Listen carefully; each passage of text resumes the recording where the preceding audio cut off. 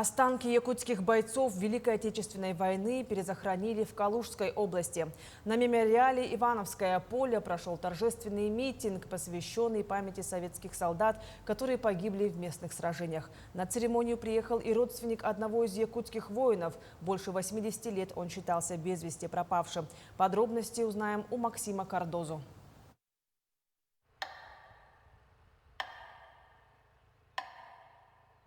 Значится в списке без вести пропавших. Эта канцелярская формулировка долгие годы не давала покоя родным бойца Красной Армии Алексея Краскова. В 41-м он ушел на фронт и не вернулся. Никакой информации о его дальнейшей судьбе не было. Его в деревне, где он родился, у нас второй Бордонский наследник Сунтарской области есть, да?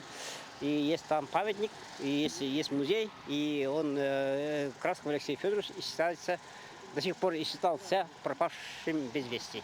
И теперь благодаря вот поисковым работам он будет считаться, как он захороненный на этой священной земле. Сегодня заполнить эти утраченные страницы истории удалось благодаря поисковикам. Волонтеры провели огромную работу по идентификации погибших солдат. В результате получилось установить имена некоторых воинов, среди которых оказались два уроженца Якутии – Федор Княжкин и Алексей Красков. Нашел этого бойца я поднял просто валенок, лежало останки человека, голова.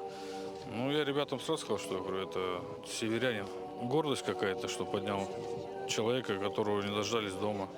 Чтобы упомянуты были они, захоронены.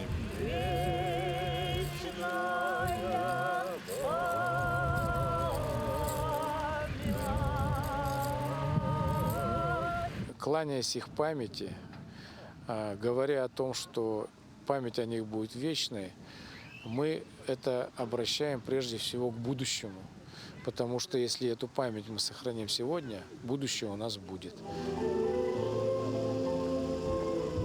В этот день на территории мемориала Ивановское поле перезахоронили останки почти 600 солдат. Все они были подняты в этих местах. В 1942 году здесь шли ожесточенные сражения, которые являлись частью большой битвы за Москву. Износковский район, граница Калужской области со Смоленщиной. Вот именно с этих земель 33-я армия генерала Ефремова пошла на Вязьму.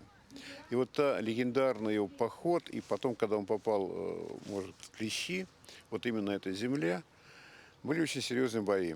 И немец стоял, враг стоял здесь до 1943 года.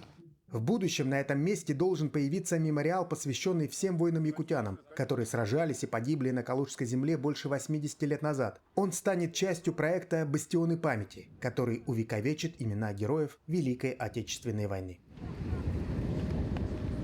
Максим Кардозу, Виктор Олесов, Калужская область.